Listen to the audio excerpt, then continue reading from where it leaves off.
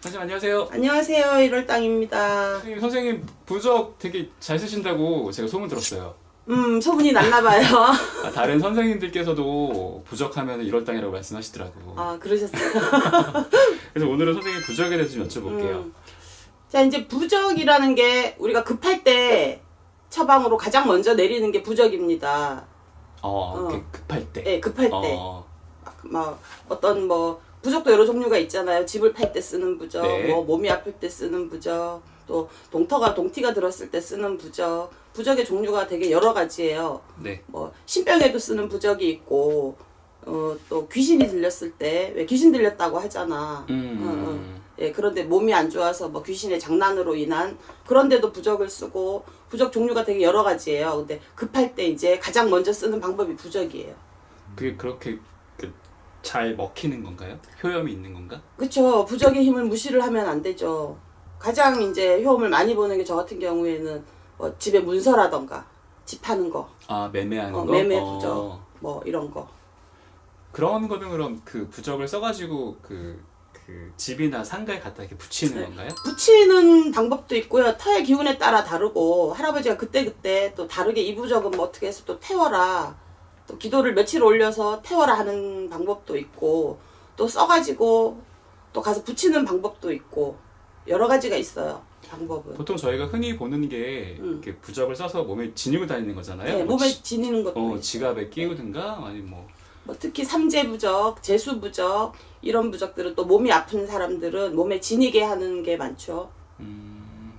부적이 어떤 힘이 있는 거예요? 그게 이제 부적에 이제 신령님의 힘이 깃드는 거지. 이제 거기다가 이제 우리가 어떤 주문을 외우면 그런 주문을 갖다가 거기다가 실는 거예요. 힘을 부적에다가. 네. 그런 신령님의 힘을 그 부적에, 만약에 내가 이 상가를 집을 팔아야 돼. 네. 근데 그랬을 때 이제 그 부적에다 그런 염원을 담는 거죠. 부적 고유의 문양들도 있고, 글씨 쓰는 방법도 있고, 그림을 그릴 때도 있고. 그렇게 해서 거기다가 이제 부적에다 염원을 담는 거지. 몸이 안 아프게 해주세요 하는 염원, 집 나가게 해주세요 하는 염원, 이런 거 여러 가지.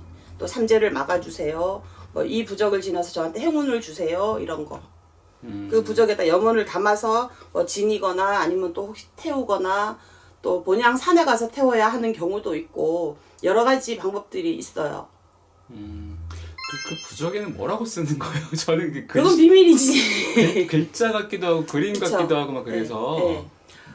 이제 하늘에서 천신에서 주시는 천신의 글을 쓰시는 분들도 있고, 요즘에는 또 부적으로 이렇게, 그건 영업 비밀이야. 우리가 봤을 때 그냥 일반적인 글자 같지만 글자가 아닌 게 많죠. 조금 다른. 그렇군요. 이거는 제가 알 수 없는, 예, 알 수 없는. 알려주시지 않는 거구나. 네. 선생님 그러면 혹시 기억에 남는 사례 하나 있을까요?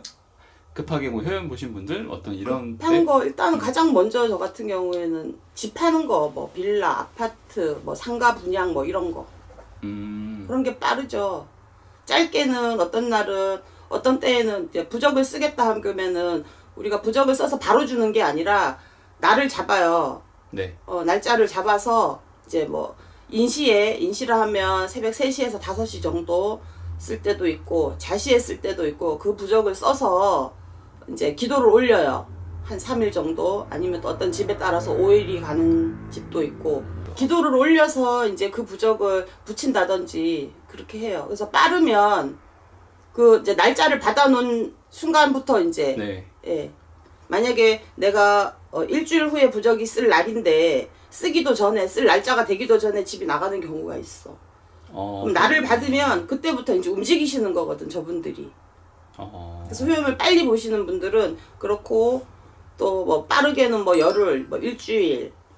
근데 보통들이 이제 100일을 놓고 봐요.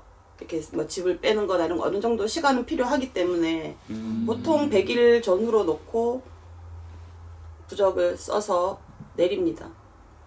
부적을 쓰는 게 단순히 부적만 이렇게 쓰는 게 아니군요. 아니에요. 기도도 올리시고. 예, 기도를 하고, 또 집집마다 쓰는 시간들도 다르게 내려올 때가 있어요. 자시에 써야 되는 집들이 있고, 또 인시에 가서 써야 되는 집들이 있고, 그래서 기도를 올려서 거기에 맞춰서 쓰는 겁니다. 몰랐네요.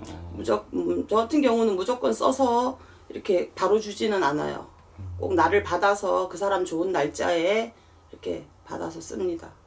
부적이 이것도 무시할 힘은 아니에요.